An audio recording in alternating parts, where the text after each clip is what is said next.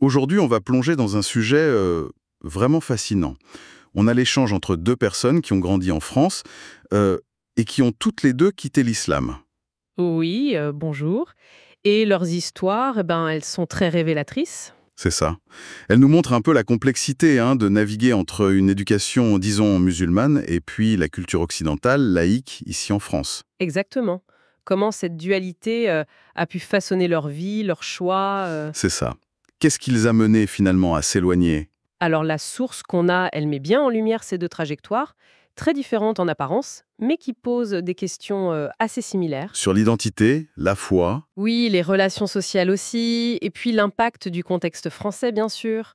C'est vraiment une exploration des doutes, des pressions qu'elles ont pu ressentir, et des prises de conscience qui mènent parfois à un changement radical. Alors pour bien saisir leur parcours, revenons un peu à l'enfance. L'une des deux décrit une éducation plutôt, comment dire, occidentalisée.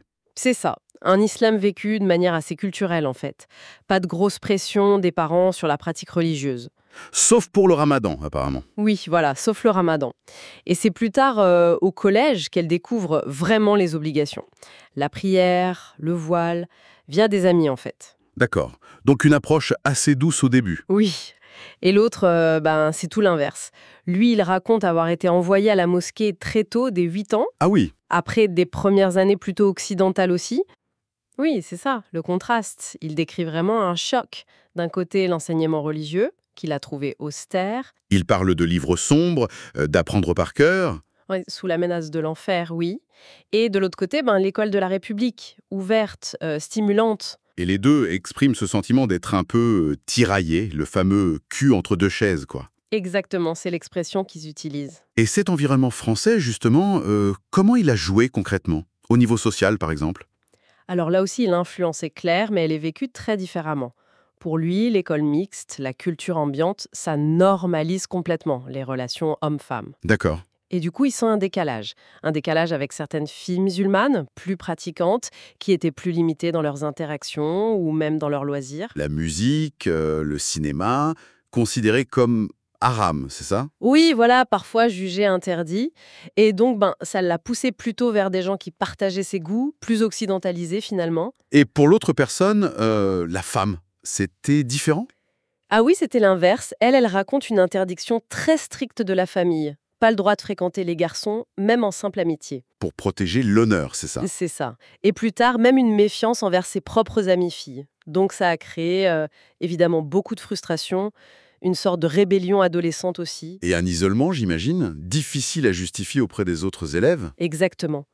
Un isolement social et cette contradiction permanente entre les règles à la maison, les normes islamiques, et puis la réalité de l'école mixte en France. C'était très tendu. Et puis, leurs chemins se séparent vraiment à l'entrée dans l'âge adulte, on dirait. Oui, tout à fait.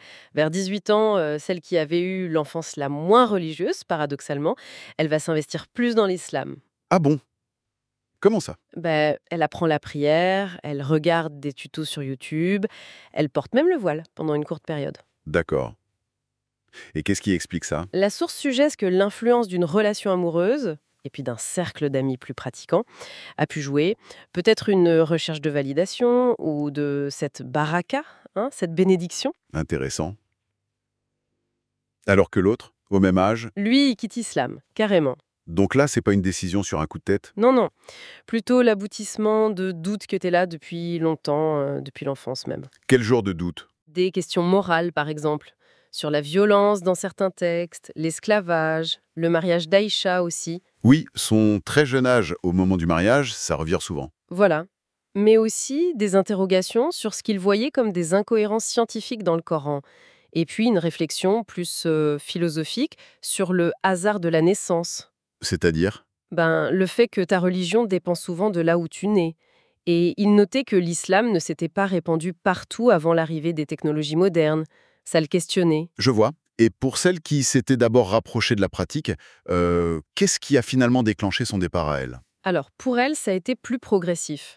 Il semble qu'un déclic important, ça a été la découverte de hadiths. Les récits sur le prophète Mahomet. Oui, voilà. Elle en a découvert via des forums en ligne qu'elle a trouvés problématiques, notamment celui sur Aïcha, encore une fois. Et ça l'a mené où? D'abord vers le coranisme. C'est un courant qui rejette les hadiths et ne garde que le Coran. D'accord. Une tentative de sauver quelque chose? Peut-être. Mais finalement, elle rejette aussi le Coran lui-même. Elle bute sur des versets qu'elle juge incompatibles avec ses droits de femme, avec sa vie en France. Comme lesquels, par exemple? L'appel à corriger l'épouse désobéissante ou une certaine hostilité envers les non-croyants. Ça ne passait plus pour elle. Ce qui est frappant, c'est que dans les deux cas, on dirait que c'est la confrontation directe avec les textes qui est décisive. Exactement. C'est pas juste un rejet culturel vague, hein. C'est une vraie réévaluation des textes fondateurs, le Coran, les hadiths.